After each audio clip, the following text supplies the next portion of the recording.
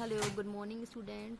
So today we will study about image formation by spherical mirror. Okay, but before image formation by spherical mirror, let us know few points. Okay, कुछ few points हैं जिनको हम पढ़ेंगे. तो first point is क्या होता है, इसमें जो एक रे होती है इंसिडेंस रे, ये आपके प्रिंसिपल एक्सिस के पैरेलल होती है. ओके, और देन जब ये रिफ्लेक्ट होगी ना तो ये फोकस से पास होगी. ओके, रिफ्लेक्टेड रे फोकस से पास होगी. अच्छा, सेकंड डायग्राम में देखते हैं. तो ये जो इंसिडेंस रे है वो फोकस से पास हो रही है, तो रिफ्लेक्टेड रे पैरेलल हो जाएगी प्रिंसिपल एक्सिस के. ओके, वाइस वर्सा कॉन्सेप्ट हो गया ना.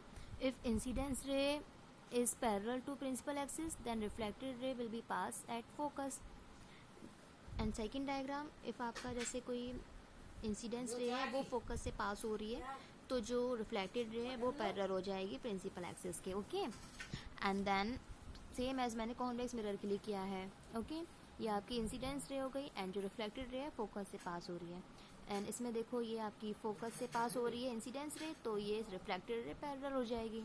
ओके, वन रे will B parallel and second रे will be pass at focus point.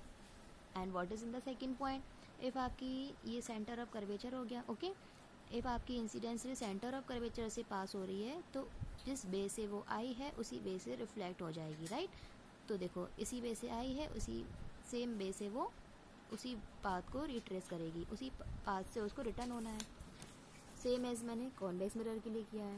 ये देखो जिस पाथ से वो इंसिडेंस हुई है उसी पाथ से रिटर्न हो जाएगी. कब होता है, केवल एक कंडीशन में, व्हेन ये सेंटर ऑफ कर्वेचर को पास करनी चाहिए, है ना, टच करनी चाहिए हमसे.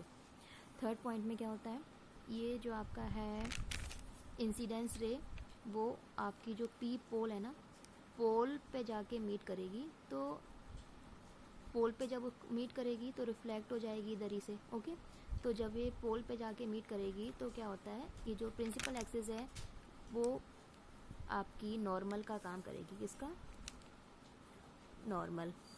ओके, नॉर्मल के जैसे वर्क करेगी ये.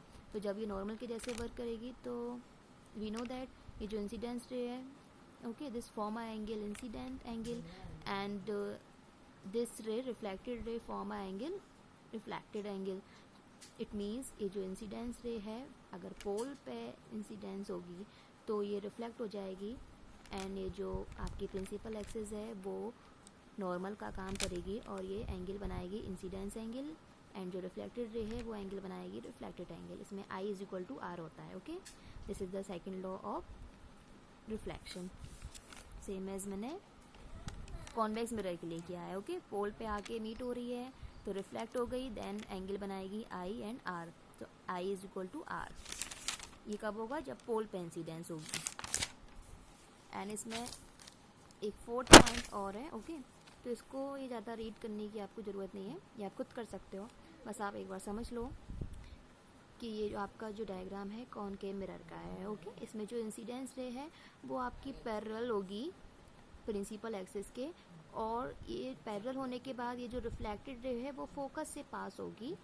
तो जब ये फोकस से पास होगी ना तो इसके सेंटर में हम एक नॉर्मल ड्रॉ कर सकते हैं. ओके, बीच में क्या ड्रॉ करते हैं हमेशा, परपेंडिकुलर नॉर्मल. ये जो नॉर्मल ड्रॉ करेंगे हम तो ये सेंटर ऑफ कर्वेचर से पास होगा और इसमें भी आई इज इक्वल टू आर होगा. ओके, ये एंगल भी बनाएगी, एंगल फॉर्म होंगे, सेम एज मैंने कॉन्वेक्स मिरर के लिए किया है.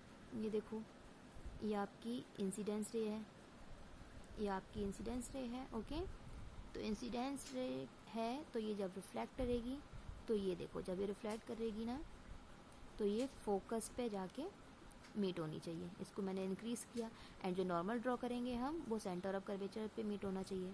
तो i angle i and angle r इसमें फॉर्म होगा. ओके, तो आई इज इक्वल टू आर होगा इसमें. ओके, ये आपका कॉन्वेक्स मिरर के लिए था. और उसमें हाँ एक चीज़ का आपको ध्यान रखना है, ये जो आप एरो बनाएंगे ना उसका आपको स्पेशली ध्यान रखना है इसमें. जैसे जो इंसिडेंस रे होती है ना उसको एरो मिरर की साइड होता है, एंड जो रिफ्लेक्टेड रे होती है उसका एरो ये अबे होता है, मिरर से अबे. मीन्स ये मिरर के पास जा रही है तो एरो से बनाया, ठीक है, और एंड जब ये मिरर से रिफ्लेक्ट हो रही है तो एरो आउटवर्ड बनता है. ओके, बाहर की साइड. अंडरस्टैंड.